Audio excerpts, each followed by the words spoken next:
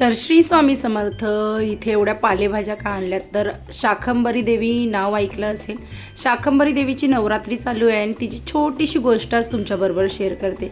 त्याचबरोबर माझी नित्यकामं मी पूजा करते दररोजची तुम्ही बघताच, तर त्याचबरोबर आज तुमच्याबरोबर ही गोष्ट शेअर करते. त्या अगोदर शाकंभरी नवरात्री ही पौष महिन्याच्या अष्टमीपासून तर पौर्णिमेपर्यंत असते आणि देवीची पूजा विविध रूपाने केली जाते. जशी आपण चैत्र नवरात्री, त्याचबरोबर अश्विन नवरात्री करतो, त्याचबरोबर शाकंभरी नवरात्रीसुद्धा येते. वर्षातनं 3 नवरात्री असतात, त्यापैकी ही शाकंभरी नवरात्र आणि ही पौष महिन्यात येते. एकदा झाले असे की वर्षभर सतत अजिबात पाऊस पडला नाही आणि तेव्हा ऋषीमुनींनी देवीचे स्तवन केले.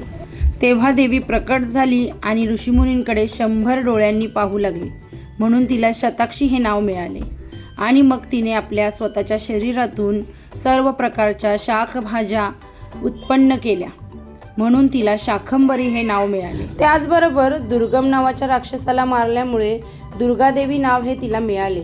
निळ्या रंगाची, निळ्या डोळ्यांची, निळ्या कमलावर बसलेली, तिच्या हातात गदा, बाण, कर्मक फुले, पाने, भाज्या, फळे आहेत. भूक, तहान, मृत्यू, रोगराई यांचा ती नाश करते.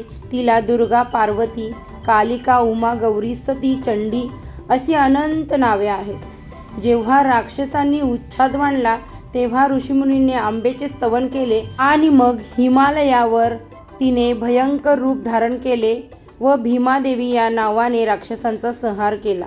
ती महाकाय स्वरूपाची असून निळ्या रंगाची आहे. ती भक्तांची इच्छा पूर्ण करते. अशी ही शाकंभरी देवीची छोटीशी गोष्ट तुमच्याबरोबर शेअर केली आहे. देवीची सेवा पूजा आपण विविध रूपाने करतो. आज मी कुलदेवीची, माझ्या घरात असलेल्या देवींच्या मूर्त्यांची जशी मी दरवर्षी पूजा करते त्याप्रमाणे केलेली आहे.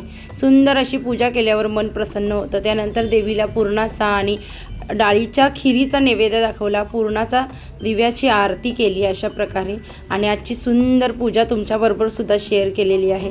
तर अशा प्रकारे आजची ही पूजा, त्यानंतर आरती केली. दरवर्षी मी अशाच प्रकारे पूजा करते. चैत्र नवरात्रीमध्ये मात्र मी देवीची घटावर स्थापना करून पूजा करते. तर असा आहे आजचा माझा सुंदर दिवस आणि जी काही सेवा केली ती देवीचरणी अशा प्रकारे अर्पण केलेली आहे. छान वाटतं जेव्हा आपण ना कोणत्या चांगल्या गोष्टी करतो, म्हणून ना नेहमी चांगल्या गोष्टींना प्राधान्य द्या. आणि आजच्या पूजेमध्ये काही चुकी झाली असेल तर देवीची माफीसुद्धा मागितली. सुंदर अशी पूजा.